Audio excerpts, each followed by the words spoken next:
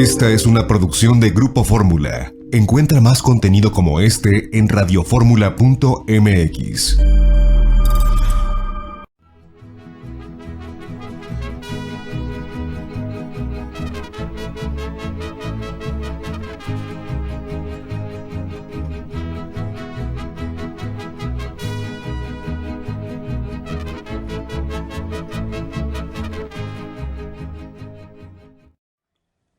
Amigas y amigos, muy buenas tardes tengan todos ustedes. Los saluda con el afecto de siempre José Manuel Villalpando, aquí en una emisión más de su programa, La Historia que Quiero Vivir, que estamos transmitiendo como todos los sábados a las 4 en punto de la tarde, que es la hora de platicar de historia de México, a través de los micrófonos y frecuencias de Radio Fórmula, en el 103.3 de FM, en la 970 de AM, ambas emisoras aquí en la capital de la República, en un programa que eso sí cada vez llega a más y más y más ciudades de nuestro país, inclusive traspasando las fronteras hasta el extranjero, y que por supuesto pueden ustedes sintonizar en cualquier parte del mundo donde hay internet, a través de la página www.radioformula.com.mx, que es muy fácil de localizar. Gracias por su presencia, por su compañía, siempre alentadora, amigas y amigos,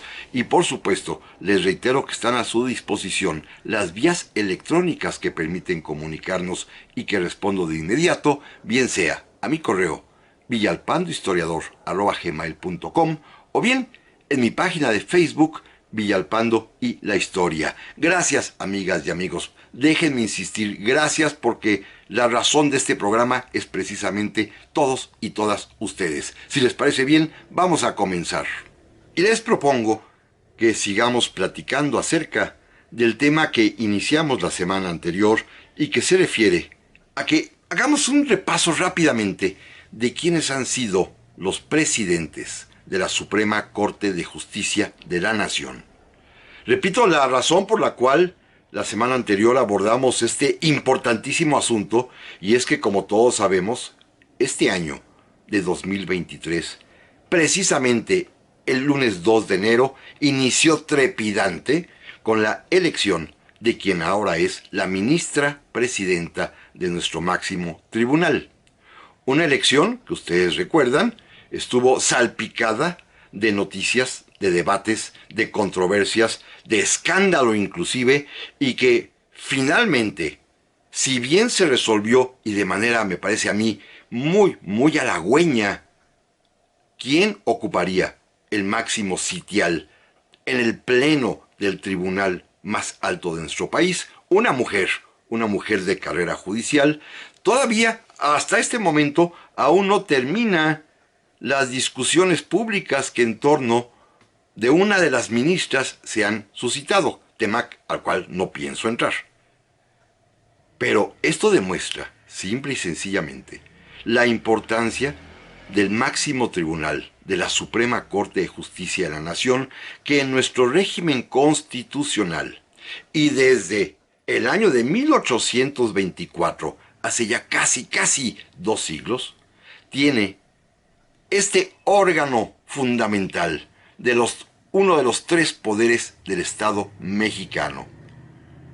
La Suprema Corte de Justicia, como lo comentábamos hace 8 días, tiene a su cargo asuntos vitales, de importancia fundamental para conseguir el sano equilibrio entre los poderes, tanto el legislativo como el ejecutivo, como su relación con los particulares y los estados de la federación, y en fin, todo el entorno que nos da certeza, que nos da tranquilidad, que nos da, por supuesto, la transparencia y la seguridad de que en México existe el Estado de Derecho. Que cada quien haga lo que le corresponde hacer según la ley es quizás una de las tareas fundamentales de la Suprema Corte de Justicia, que se incorpora a ella otras más, como interpretar la Constitución. ¿Qué debemos entender por lo que marca, por lo que dicen nuestras normas fundamentales? Un tribunal que no siempre ha tenido o no se le ha reconocido esta tarea especialmente delicada, sobre todo de poder detener, controlar a los otros poderes de la Unión. Ya veíamos en el programa anterior los sucesos relativos particularmente al siglo XIX, comenzando con la primera época de la Suprema Corte de Justicia, cuando en realidad poco trabajo se le reconocía, a pesar de que tenía en ella a hombres de importancia capital como Miguel Domínguez, que ya platicábamos de él, o como Manuel de la Peña y Peña, para no detenernos. También hablamos de esta segunda época cuando a la Corte, inclusive más allá de sus propias facultades naturales como órgano judicial, se le añadieron algunas de carácter político, particularmente la de que al presidente de la Suprema Corte de Justicia se le atribuyera el carácter de suplente del presidente de la República para que en caso de una ausencia pudiese ocupar la silla presidencial. Caso que fue, como lo platicamos en su momento, el de Benito Juárez o el de Sebastián Lerdo de Tejada. También hablábamos de que finalmente la Corte fue despojada de ese carácter político para convertirse de nueva cuenta, pero ahora ya con más poder jurídico en, pues, una Corte que abandonó las arenas de los debates para concentrarse en los juicios fundamentalmente, gracias a la labor de un ilustre presidente de ese tribunal, Ignacio Luis Vallarta, pero como también la misma Corte se doblegó y se convirtió en una cortesana durante la época del presidente Porfirio Díaz. Su larga dictadura incluyó también tener de rodillas, digamos así, tal cual, a los ministros de la Suprema Corte de Justicia, que como el presidente los proponía, y ellos a su vez recibían la inamovilidad, es decir, la posibilidad de quedarse para siempre allí en la Suprema Corte, cobrando naturalmente un muy buen sueldo, pues los ministros no tuvieron reparo alguno en aprobar, en avalar, en fallar, como se dice técnicamente, siempre a favor del presidente de la República, en este caso Porfirio Díaz. Un primer siglo de existencia de la Suprema Corte de Justicia, caracterizado, eso sí, porque en algunos momentos, sí, efectivamente, personajes de primera línea ocuparon su presidencia, pero que en la mayor parte del siglo pasó, más allá de los momentos en que pudieron brillar, pasó desapercibido como un poder subordinado al poder ejecutivo y que no tuvo mayor trascendencia en la historia de nuestro país. Tristemente, tristemente, porque a diferencia del modelo al que aspiraron quienes idearon y diseñaron nuestra Constitución, nuestro régimen constitucional, que es el modelo de los Estados Unidos de América, allá en el país del norte, desde muy temprano, desde 1803, ya se había decidido, ya se había ganado más bien la Suprema Corte de Justicia de aquella nación el papel de ser el árbitro moderador de los otros poderes. Aquí en México no sucedió así. En realidad el tema de la justicia siempre ha sido un asunto que hemos relegado, olvidado, y que, pues tristemente, el máximo tribunal del país, al menos durante el siglo XIX, en su mayor parte de tiempo, durante ese centenario de años, se dedicó exclusivamente a ser comparsa, a ser cómplice, a obedecer las órdenes de los presidentes de la República. Repito, salvo contadísimas excepciones. Inclusive se llegó al grado de que cuando logra introducirse en nuestras normas constitucionales, eso que ustedes y yo escuchamos cada rato, el juicio de amparo, se haya resuelto, gracias también a un ilustre jurista, Mariano Otero, que el juicio de amparo que le da protección a las personas en contra de los actos autoritarios del Estado o de las leyes inconstitucionales, le da la protección de la justicia federal, pero únicamente a quien se haya quejado. Los que no tuvieron para pagar un abogado, los que no tuvieron la suerte de enterarse, los que no tuvieron la manera de conocer que había formas de promover un juicio de amparo, a esas otras personas los actos injustos los afectaban. Solamente el juicio de amparo, repito, gracias a Mariano Otero, únicamente beneficiaría, protegería a quienes hubiesen amparado. Los demás no. Notoria injusticia, ¿eh? Tremenda manera de organizar un Estado de Derecho que seguramente hubiera sido la vergüenza de quien por primera vez en México había concebido que los juicios, que los tribunales tuviesen como misión proteger, amparar al débil en contra del fuerte y el arbitrario. Idea que fue de José María Morelos y Pavón y que hasta el día de hoy apenas hay inicios de que este sueño de Morelos pueda llevarse a la práctica. Morelos pensó en un poder judicial que tuviese esta facultad enorme de proteger. Y apenas, repito, apenas de unos años para acá, la Suprema Corte de Justicia está cumpliendo con este ideal, con este sueño de uno de nuestros libertadores, José María Morelos y Pavón. Pero amigas y amigos, si les parece bien, volvemos en un momento más.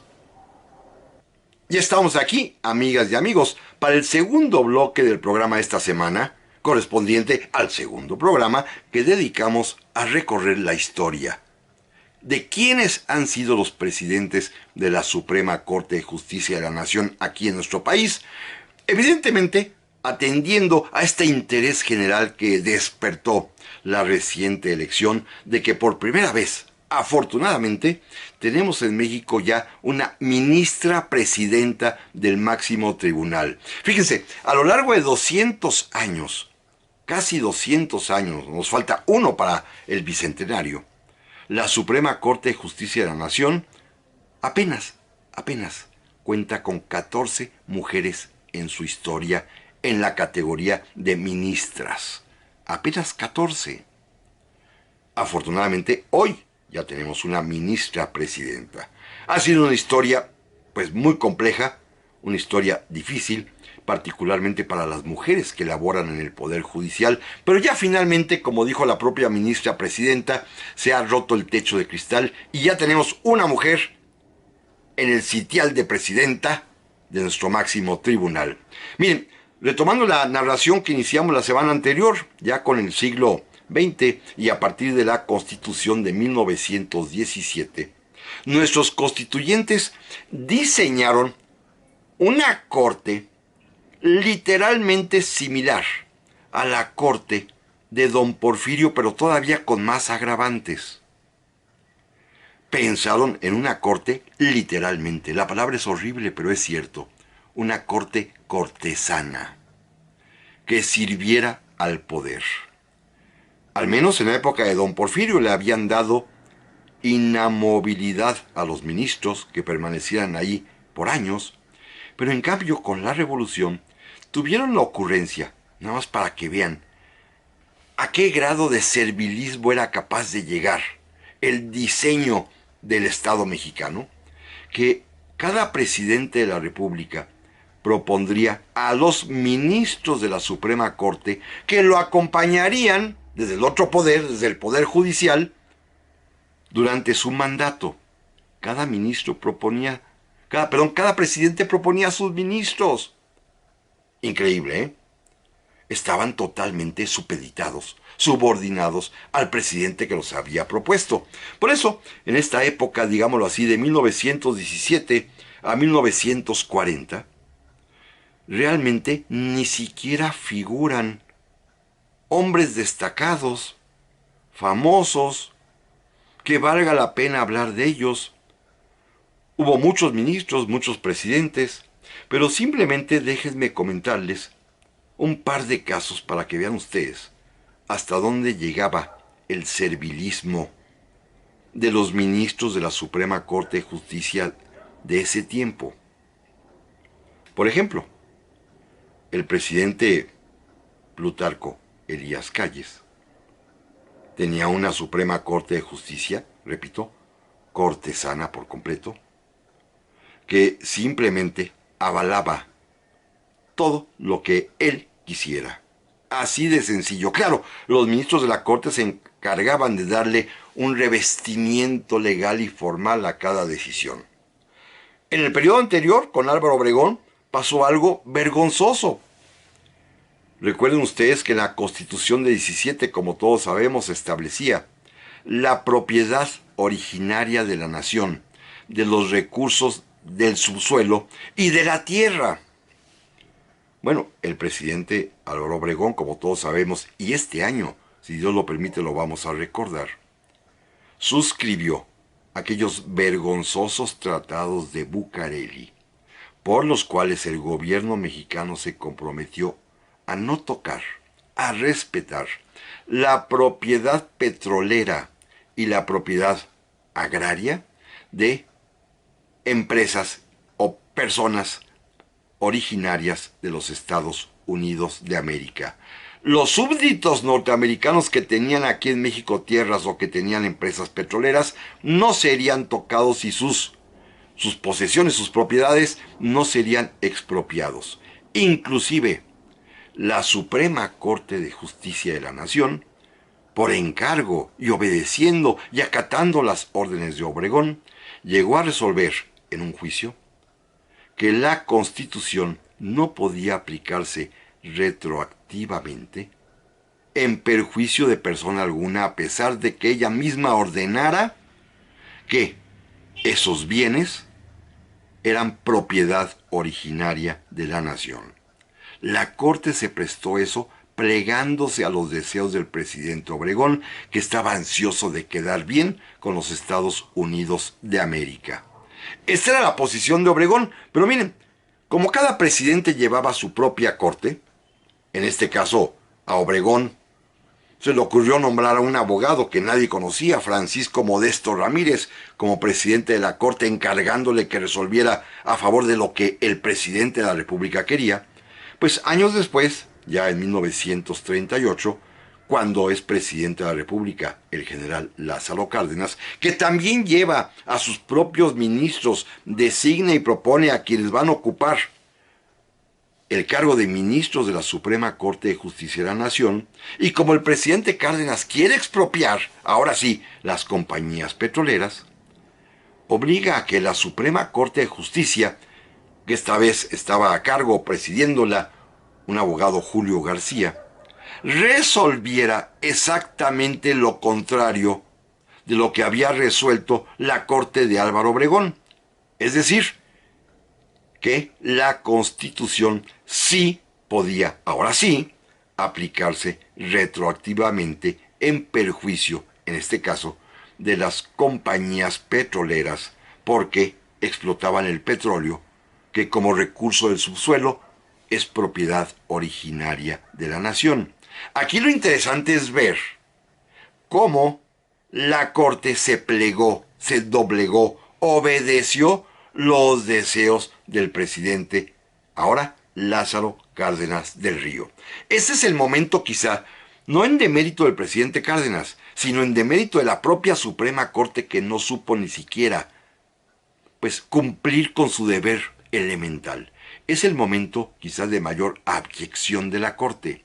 No tanto por esta resolución que permitió la nacionalización y expropiación del petróleo, sino porque allí mismo hubo otro tipo de conflictos. Por ejemplo, cuando se persiguió a un ciudadano mexicano muy famoso, de nombre Luis Cabrera, que había sido colaborador directo de don Venustiano Carranza, se le expulsó del país, se le desterró. Él solicitó un juicio de amparo y la Corte se lo negó. ¿Por qué? Porque el presidente Cárdenas no soportaba a este personaje, a Luis Cabrera. Y entonces, la Suprema Corte de Justicia le negó un derecho fundamental a un mexicano que fue exiliado cuando la Constitución prohíbe expresamente el destierro. Y la Corte, obedeciendo al presidente de la República, se quedó callada, permitió este atropello. Bueno, afortunadamente uno de los ministros, el ministro Alberto Vázquez del Mercado, tuvo al menos la decencia de renunciar. No podía ser ministro de una corte tan abyecta, tan cortesana. Las cosas van a cambiar, eso sí, a partir ya del año de 1941, ya bajo la presidencia de don Manuel Ávila Camacho, cuando se hace una reforma constitucional que permite ya que la Corte ya no sea la Corte de cada presidente, sino que el presidente proponga al Senado y el Senado ya elija a aquellas personas que considere más capaces, más aptas, siendo abogados, para ocupar los cargos de ministro y, por supuesto, la presidencia del mismo tribunal, que ahora se confió a que entre ellos mismos votaran quién sería el que se sentara en esa silla presidencial de la justicia mexicana. Afortunadamente, don Manuel Ávila Camacho, que era un hombre más sensato, modificó la Constitución y, a pesar de ello, siguieron nombrando y designando, por supuesto, a personas que eran afines al régimen político.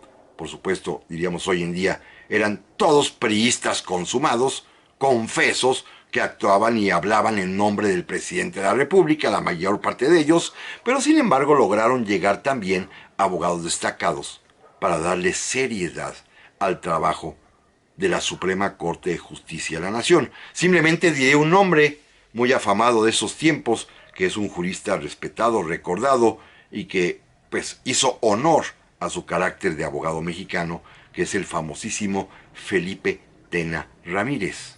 Felipe Tena Ramírez fue un abogado, nunca fue presidente de la Corte, fue simplemente ministro durante muchísimo tiempo y consiguió darle dignidad a esta Corte, que la presidieron en su momento políticos abogados, como Salvador Urbina, como Roque Estrada, que había sido secretario particular de Francisco Ignacio Madero, como Hilario Medina, que había sido constituyente, como un político famoso que a lo mejor los de mi edad se acuerdan, Agapito Pozo, como otro político, Alfonso Guzmán Neira, o también hombres que habían sido hasta gobernadores de los estados, que llegaban a la corte después de haber gobernado su entidad natal, o que después de la corte brincaban a ser gobernadores, como Euquerio Guerrero, o como don Agustín Telles Cruces, pero bueno, hubo otros, francamente de vergüenza, como Mario G. Rebolledo, aquel que dijo, con motivo de la expropiación bancaria de López Portillo, que contra ese acto no había recurso alguno. Así, lo declaró inmediatamente acabada la expropiación, ese mismo 1 de septiembre del 82, cuando López Portillo expropia. Ya está Mario G. Rebolledo declarando, no, lo que haga el presidente está bien hecho. Pero de esto, amigas y amigos, volvemos en un momento más. Y estamos aquí, amigas y amigos, para este tercer bloque del programa de esta semana, programa que estamos dedicando para culminar esta historia, un recorrido muy sencillo de quiénes han sido los presidentes de la Suprema Corte de Justicia de la Nación, recalcando, porque vale la pena hacerlo, créanme lo que es un acontecimiento histórico que finalmente, después de casi 200 años, ya tenemos una ministra presidenta, una mujer, abogada, de carrera judicial, que preside nuestro máximo tribunal. Veíamos en el bloque anterior esa etapa, simplemente la recupero, esa etapa a partir del presidente de la República, Manuel Ávila Camacho, en donde la Corte sí tuvo un poco más de dignidad, un poco más de prestigio, en donde se integraron abogados respetados y respetables para ser ministros de ella, pero finalmente donde los presidentes del máximo tribunal pues eran definitivamente políticos. Comentaba yo, por ejemplo, el caso de Roque Estrada, que había sido secretario particular de Madero, o el caso de Hilario Medina, que había sido constituyente del 17, pero especialmente el de, por ejemplo, Agapito Pozo, Alfonso Guzmán Neira, don Euquerio Guerrero, un hombre muy respetable que también fue gobernador de su estado natal, de don Agustín Telles Cruces, quien fue gobernador de Guanajuato, pero hubo casos también francamente de vergüenza, y los voy a tener que nombrar con todo respeto, no sé si estén vivos o ya hayan fallecido, pero pues ni modo porque así sucedió. Me refería yo al final del bloque anterior al ministro Mario G. Rebolledo, que era el presidente de la Suprema Corte de Justicia de la Nación en el momento en que el presidente José López Portillo nacionalizó la banca. Aquel día, 1 de septiembre de 1982, seguramente muchos de ustedes que me hacen el favor de escucharme lo recuerdan, se dio aquel decreto por el cual la banca privada mexicana pasó a poder del Estado mexicano. Tema que ya platicamos, ¿se acuerdan ustedes? Hace un par de años que hicimos un largo análisis de la historia de los bancos en México y tocamos este capítulo cuando los bancos fueron privatizados, expropiados, nacionalizados y ya después privatizados. Eso sucedió con la época del presidente López Portillo al final de su mandato.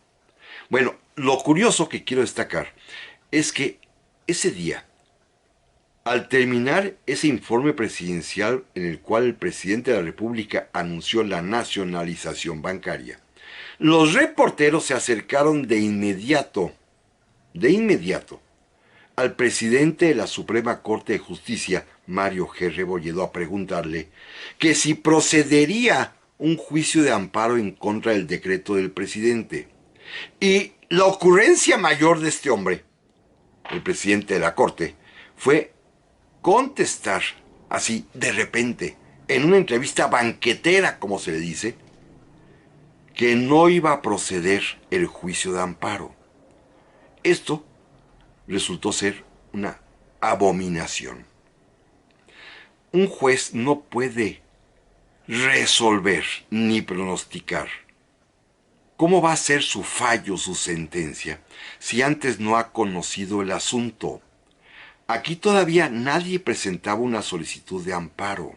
Nadie había expuesto argumentos para oponerse a la decisión presidencial y el presidente de la Corte ya estaba declarando que no procedería a ningún juicio de amparo.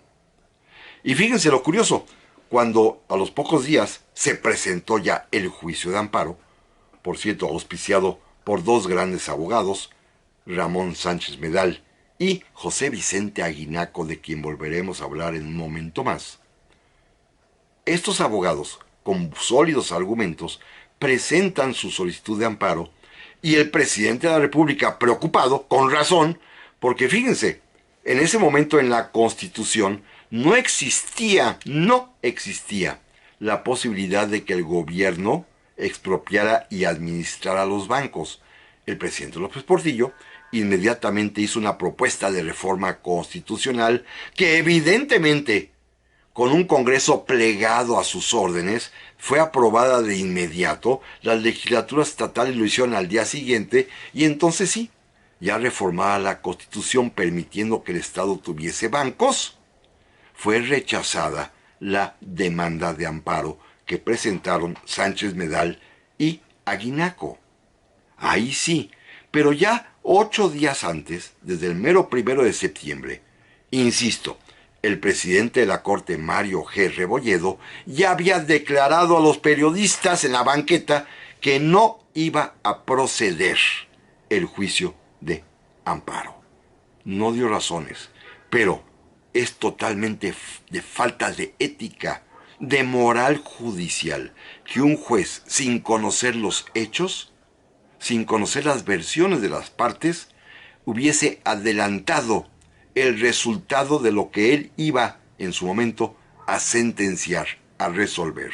Bueno, a este grado llegó la Suprema Corte de Justicia, lo cual en su momento, en el medio jurídico, en los colegios de abogados, entre las personas que se dedican al litigio, a tramitar juicios, inclusive en el propio Poder Judicial, se consideró como una vergüenza, o más bien una desvergüenza del presidente Salamero, que quería quedar bien a todas luces con el presidente de la República, y entonces sí, nuevamente se acusó a la Suprema Corte de Justicia de ser una corte cortesana, que estaba atenta, como decía aquel anuncio de la fábrica de discos, ¿se acuerdan? Y de radios RCA Víctor, atenta a la voz del amo que era el presidente de la República.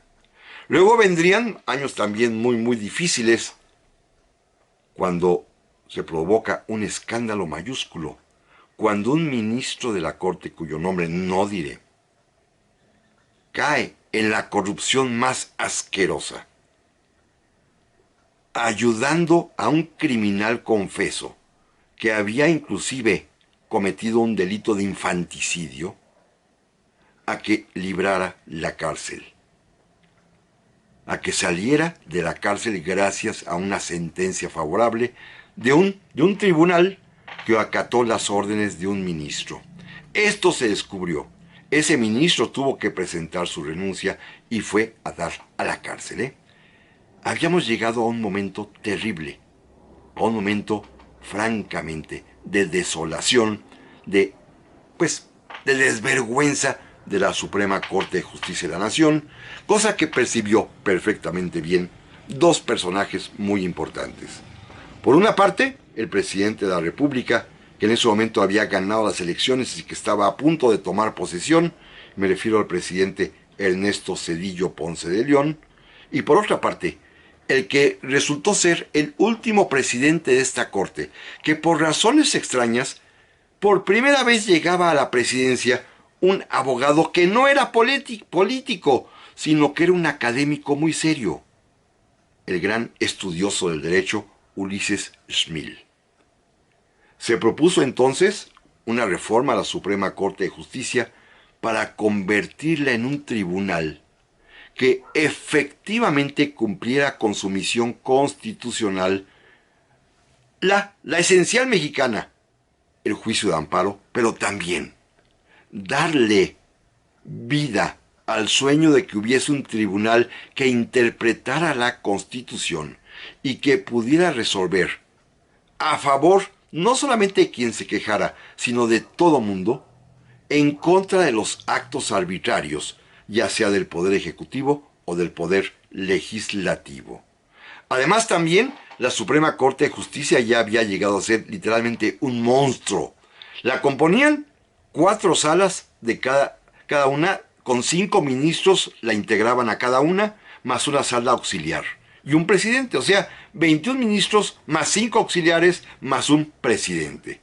Era una burocracia judicial. Simplemente era por estar allí para cobrar un buen sueldo.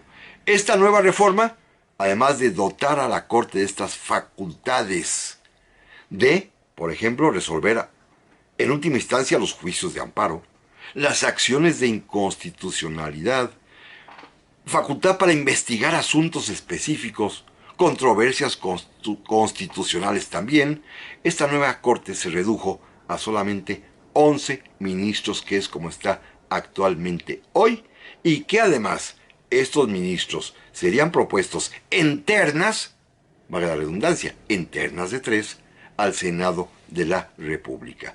Esta fue la idea del presidente Ernesto Zedillo, que fue adaptada, avalada de inmediato por el presidente último de la Corte, Ulises Schmil, y afortunadamente se aprobó esta reforma constitucional cuando ya había inclusive oposición en los congresos, y con esto México tuvo ya por primera vez una Corte Suprema de Justicia digna.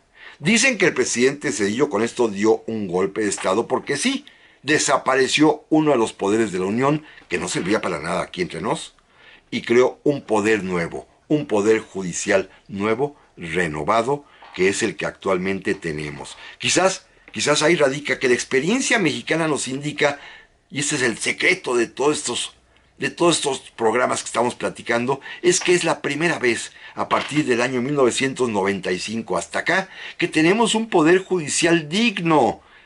Y por eso los debates de estas semanas que hemos vivido en 2023 son importantes, porque precisamente se refieren a si se trata de una Suprema Corte de Justicia con personas íntegras, honestas, o si se trata de una Suprema Corte de Justicia dócil que obedece una vez más a la voz del amo.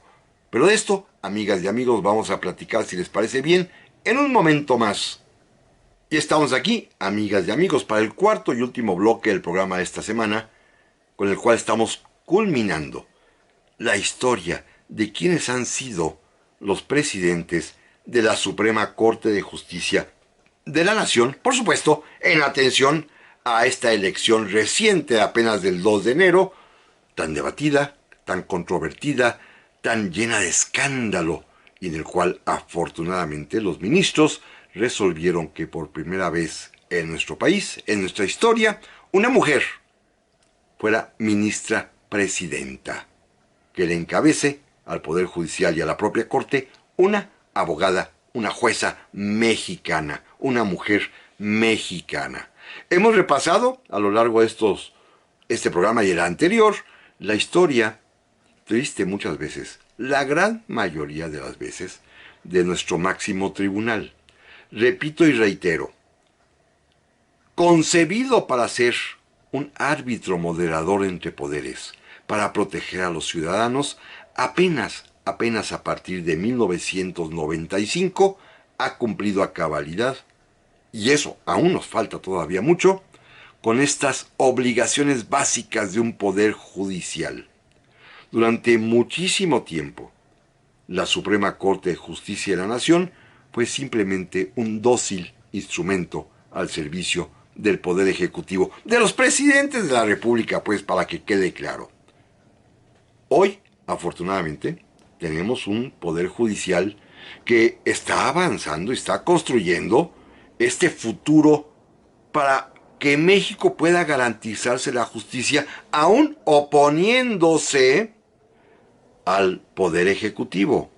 Todos sabemos y conocemos los debates, las contradicciones, pues los procesos que se han estado llevando a cabo en los últimos años, en los cuales entran en colisión las iniciativas y las propuestas del presidente de la República, y cómo han sido muchas de ellas rechazadas y otras aprobadas apenas con el número mínimo de ministros por la Suprema Corte de Justicia de la Nación, lo cual demuestra su independencia, su integridad y su compromiso de cumplir lo que es en esencia el mandato constitucional de que en México existan tres poderes. Uno crea las leyes, el legislativo. Otro propone leyes y aplica las leyes, que es el ejecutivo. Pero otro, el judicial, que encabeza la Suprema Corte de Justicia, decide si esas leyes están de acuerdo al espíritu de la Constitución, a la letra de la Carta Magna, a lo que dice nuestra ley suprema. Esta es la labor del Poder Judicial y, ahora sí, desde hace algunos cuantos años, de 1995 hasta el día de hoy, ya tenemos un tribunal que cumple con esta tarea. Afortunadamente. Costó mucho trabajo, como hemos visto en estos dos programas. Muchísimo trabajo. Hubo que llegar a momentos extremos de desvergüenza para que finalmente se dieran cuenta que necesitábamos un poder judicial de dignidad.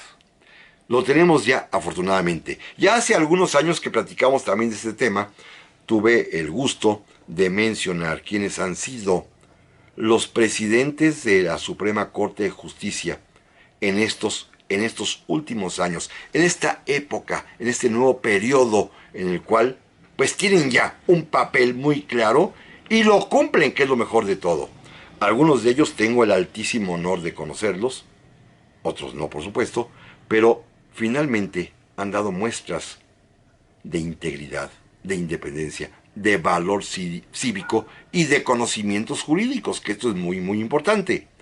Ese tribunal lo encabezó, este nuevo tribunal, esta nueva corte, la encabezó precisamente José Vicente Aguinaco, que fue su primer presidente allá en 1995. Ya hablábamos hace un momento de José Vicente Aguinaco.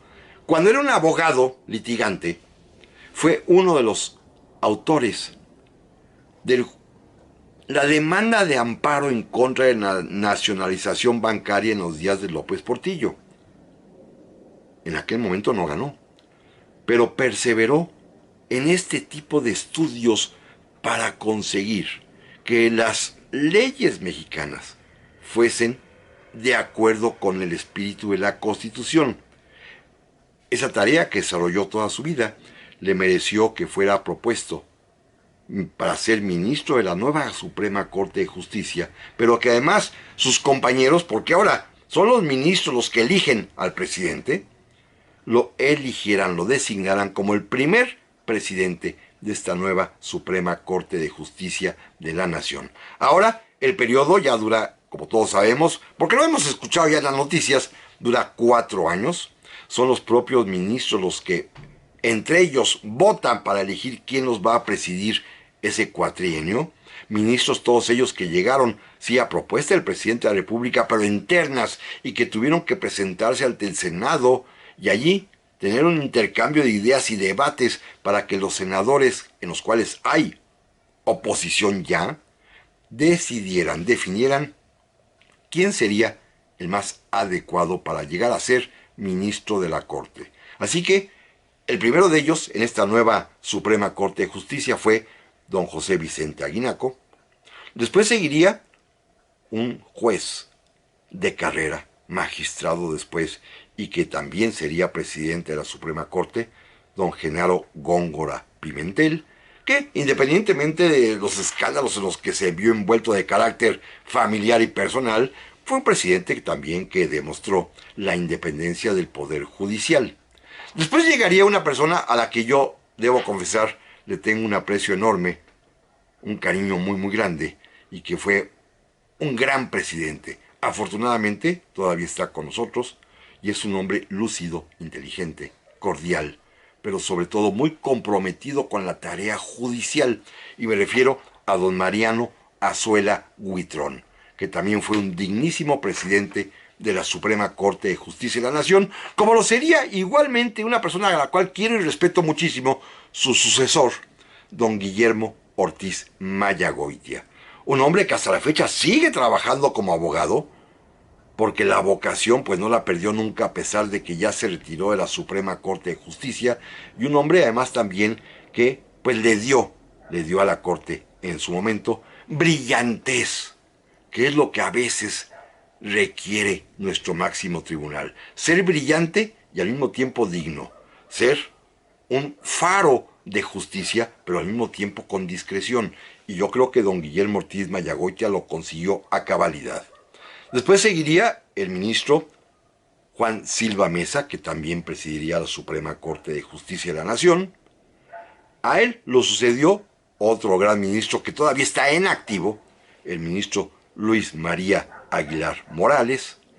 Después, como todos sabemos, porque ha sido protagonista de las noticias nacionales desde hace algunos años, ha presidido la Suprema Corte de Justicia el ministro Arturo Saldívar Lelo de la Rea, que la historia ya se encargará de evaluar cómo fue su desempeño como presidente del máximo tribunal. Ha sido objeto de muchas críticas, pero también objeto de muchos elogios. No lo sabemos, estamos exactamente en medio de lo que podría llamarse su legado. Acaba de terminar.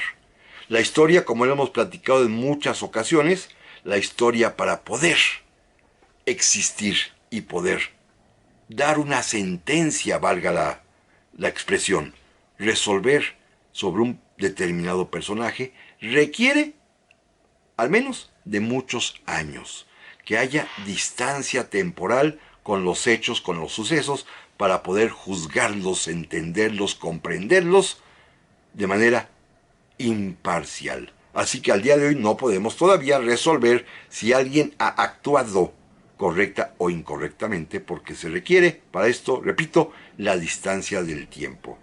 Y Arturo Saldívar entregó la presidencia de la Corte hace unos días, y en esa sesión en la que se designó al nuevo ministro presidente, fue electa una mujer, la ministra Norma Piña. Tenemos una ministra presidenta de la Suprema Corte de Justicia, lo cual es también un hecho histórico que llegue una mujer. Ya decía yo hace un momento que en nuestra Corte únicamente ha habido 14 mujeres. A partir de 1960 más o menos, que llegó la primera, hasta nuestros días solamente ha habido 14 mujeres, y ha habido, eso sí, más de un centenar de hombres, ¿eh? Así que es abundante la proliferación masculina, y apenas 14 mujeres, y una de ellas finalmente ya alcanzó la presidencia de la Suprema Corte de Justicia de la Nación. Yo estoy seguro que todos nosotros todos los que conocemos el valor de que en México vivamos en un Estado de Derecho, todos los que sabemos que la Corte juega un papel determinante en ese equilibrio de poderes, estamos seguros que la Corte seguirá, como lo ha hecho desde 1995 para acá, seguirá haciendo historia. Porque es hacer historia también, a veces, oponerse al Poder Ejecutivo, oponerse al Poder Legislativo y resolver a favor de los ciudadanos, es decir, a favor del pueblo. Ya sé que estas palabras, ciudadano y pueblo, pues se manejan hoy en día políticamente muy complejo, muy contradictorio. Pero es lo mismo pueblo y ciudadanos. Resolver a favor del pueblo es resolver a favor de los ciudadanos. Resolver a favor de los ciudadanos es resolver a favor del pueblo. Pero bueno, amigas y amigos, esto es todo por hoy. Les agradezco infinitamente su atención y primero Dios, aquí nos vemos la próxima semana.